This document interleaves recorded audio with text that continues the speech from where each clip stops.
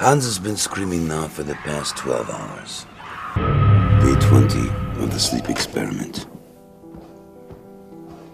Upon opening the chamber, it became clear the level of mental damage caused by the gas. The Russian sleep experiment, or otherwise known as orange soda, was a sleep deprivation experiment that took place during World War II. Russian scientists performed a series of unethical, unmoral, and horrific experiments on 5 political prisoners that have been compared to a modern-day horror story. Now, of course, people on the internet are claiming that the Russian sleep experiment is merely just an urban legend or a creepypasta. But is it? What if this is a huge government conspiracy or cover-up? Let's explore this topic more with our list of the top 10 scary Russian sleep experiment facts. Starting off like we always do, and at number 10, we're talking about the major theme of this experiment, sleep deprivation. According to the tale, the prisoners were locked up in a gas chamber where a form of experimental gas was pushed through the vents in order to prevent them from sleeping. It was the goal of this experiment to observe all of their behaviors and conversations through a one-way mirror to see how sleep deprivations would affect humans. The intent was to keep them awake for a period of 30 days, which is absolutely insane. The long-term effects of sleep deprivations are quite severe. It drains your mental abilities and can definitely cause irreversible physical health risks. According to one study, sleep deprivation can cause memory issues, trouble with concentration, mood swings, increased risk of accidents, weakened immunity, high blood pressure, risk for diabetes, weight gain, low libido, risk of heart disease, poor balance, and many other health risks. So how much sleep should the average adult be getting each night? Well, for me, I think 15 hours a night is good, but for regular people, it's about 7 to 9 hours per night. That's like the amount of sleep you need to be able to function at your best. This is something that these political prisoners were deprived of. The gas chamber brings us to number 9. So what were the living conditions inside of this cold, dark chamber? Well, the 5 prisoners were kept locked inside of a sealed gas chamber that would continuously administer a stimulant gas that was designed to keep them awake. However, this gas was highly concentrated with a ton of toxins. The experiment was conducted during the 1940s, so it was a time before we had circuit cameras. The researchers only had microphones and 5-inch thick glass porthole windows that was used to monitor the test subjects. The gas chamber was nothing like the Hilton. It was stocked with old books, cots, but no bedding, running water, or a toilet. They also had enough dried food to last all 5 of them over a month. Why would anyone agree to participate in this experiment? Well, these 5 prisoners had a lengthy prison sentence, and they were told that if they participated, they would be pardoned, but now we know that that was a lie. Rebellion comes crashing into this list at number 8. The test subjects managed to behave normally for the first couple of days. They could be seen talking and whispering to each other, so the researchers had nothing to really worry about until one day when a test subject began to scream uncontrollably, and the other prisoners tried to prevent the researchers from looking inside of the gas chamber. They started to paste torn book pages and feces on the windows and the one-way mirror so that the researchers couldn't study what was happening. I demand the papers removed from the window!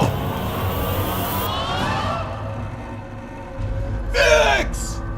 Remove the paper! A few days passed without the researchers being able to see inside, so they tried to use the intercom to see if the subjects, see if they were still alive. They managed to get a short response from one of the subjects who wanted to be obedient. The first death comes onto this list at number 7. Let's rewind to that patient who was screaming uncontrollably. It was on the 9th day of the experiment when he started to repeatedly scream at the top of his lungs for 3 hours straight. He continued to attempt to scream, but he would only let little squeaks, and that's because the scientists believe that he had physically torn his own vocal cords from screaming too much. But the most surprising thing is what happened after he tore his vocal cords. The other test subjects continued whispering into the microphones, and that's when they started to cover up the windows, and once the researchers could no longer see inside of the chamber, that's when the screaming suddenly stopped. Moving into number 6 with the 15th day of the experiment. This was a day when the researchers decided to turn off off the stimulant gas and reopen the chamber. I feel like when they opened the door, it probably looked like a scene from I Am Legend or The Walking Dead. So when they looked inside of the torture chamber, inside of the gas chamber, they discovered the 4 surviving subjects. 2 of them had mutilated and removed some of their own organs. They even went as far as tearing off their flesh and muscles and eating them. So keep in mind that this was only halfway through the experiment. They had another 15 days to go, and at this rate, none of them were expected to survive the experiment. Never wanting to leave brings us to number 5. When the researchers opened the chamber, they had fully intended to give these prisoners some basic medical attention. I mean, yeah, gee, thanks. But oddly enough, the test subjects violently refused to leave, and they actually begged the scientists to continue administering the stimulant. I guess the researchers had some basic decency because they knew that they couldn't keep the prisoners in the cell anymore. But when soldiers came in to remove the subjects from the chamber, the remaining 2 survivors murdered one of the soldiers and severely injured another. The female test subject was accidentally killed by a soldier, but attempted to restrain her. He lost his grips and her head bashed against the concrete wall. Okay, what the heck is in this stimulant? And why are these prisoners too reluctant to leave their cell? Well, let's explore the stimulant gas in at number 4. As soon as the researchers flushed the stimulant gas and filled it with fresh air, the test subjects immediately begged for them to turn on the gas. The contents of the stimulant gas have never been revealed for obvious reasons, even though there is a lot of controversy surrounding this experiment and people believe that this is only a story. There are still people who believe that the Russian sleep experiment is a huge government conspiracy and they're hiding the truth from us. Let me know what you guys believe in the comment section below. Some people even believe that the government is trying to replicate this gas to use it in some sort of future chemical warfare. Number 3 takes us to life outside of the gas chamber. The surviving 3 test subjects were heavily restrained and moved to a private medical facility. They kept begging for gas and to be kept awake. The most injured test subject was taken to an operating room so that the surgeons could replace his organs back inside of his body. But once they tried to administer the sedatives, they realized that he was immune to a lot of the drugs. Eventually they managed to put him under with the anesthesia, but as soon as he was sleeping, his heart stopped. He died on the operating table, and during an autopsy, it was found that he had triple the normal levels of oxygen in his system. The other 2 subjects had surgery as well, but no anesthetic. However, the surgeon found it impossible to operate on them because they were laughing hysterically throughout the whole procedure. As soon as they went to sleep, they died, and this brings us to number 2. It seems as though the remaining test subjects were no longer human. The gas stimulant changed them, and there was no denying the fact that these test subjects could no longer live in society. So the researchers concluded that they should be sealed in the chamber again, but this time they would be connected to an EEG monitor and restrained. The subjects were monitored by 3 researchers, and they noticed that as soon as their brainwaves changed to a deep sleep state, he would flatline and his heart would immediately stop. The last volunteer makes it onto this list at number 1. The commander gave orders to have the chamber sealed permanently with the last 2 subjects inside, as well as the 3 researchers. But one of the researchers drew his gun and shot the commander right between his eyes, then turned the gun on one of the test subjects and blew his brains out. He went to point the gun at the last surviving test subject, who was still restrained to the bed, but before he shot him, the researchers asked, "What are you?" "I need to know." The subject smiled and said, "We are you. We are the madness that lurks within you all, begging to be free at every moment in your deepest animal mind. We are what you hide from in your beds every night. We are what you sedate into silence and paralysis when you go to the nocturnal haven where you cannot tread."